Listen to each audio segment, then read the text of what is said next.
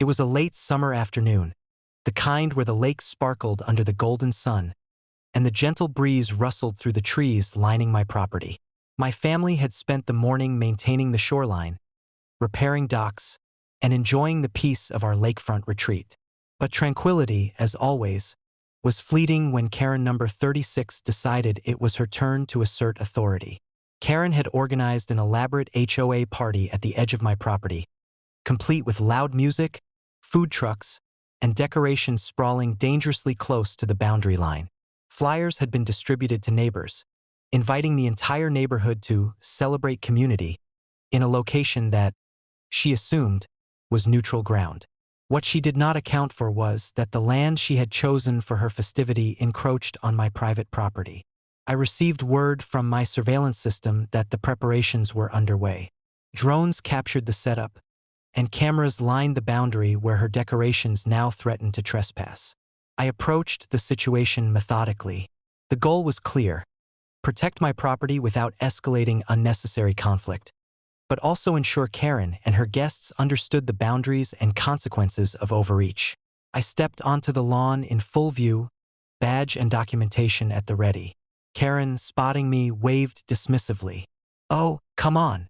This is just a little celebration. Relax." I shook my head calmly. "Ma'am, you are trespassing. This land is private, fully documented, and under my ownership.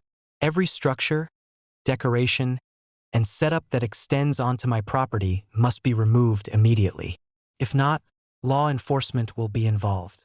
Her face flushed with indignation. "You can't do this. This is a community event. Everyone's here." I gestured toward the clearly marked property lines and my recorded documentation. "This is private property, and your HOA has no authority here. This ends now." Karen's voice rose, becoming frantic as she realized her control had no legal foundation. Her minions attempted to argue, citing HOA bylaws, community standards, and social expectation, but their words were powerless against ownership, preparation, and authority. I calmly activated the drone, sending a live feed to law enforcement and recording every inch of the encroachment. The decorations, music equipment, and food trucks were all captured within the trespass zone, providing irrefutable evidence of overreach. Karen's confidence faltered as the reality of the situation became undeniable. Attempts at negotiation failed. She demanded exceptions, pleaded for compromise, and tried to rally her guests in support, but no one dared cross legal boundaries. Her party became a lesson in overreach as I calmly oversaw the removal of all items from my property, documenting every action. By late afternoon, the property was clear, the decorations removed, and Karen number 30's plans in shambles. My family stood together on the dock, watching the lake, reflecting on the predictable chaos of entitlement meeting preparation and law. Karen had assumed that audacity and crowd presence would overcome documentation and authority, but she had miscalculated spectacularly. Neighbors observed quietly, some impressed, others relieved that the situation had been handled peacefully yet decisively. The HOA had lost credibility, and Karen's humiliation was evident. Every misstep she had made, assuming control, overstepping boundaries, ignoring law, was documented, undeniable, and irreversible. By evening, the lake shimmered under the sunset, the dock repaired, and my property secure. The lesson for any HOA overreach was unmistakable.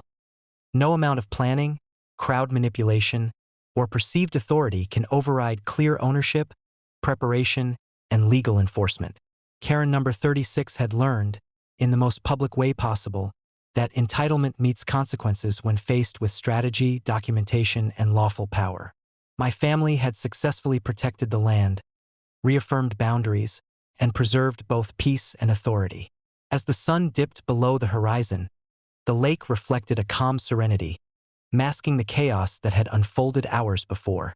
The message was clear: overreach, trespass, or arrogance would always meet decisive resistance. And Karen number 30's failed party became a legendary cautionary tale for the neighborhood.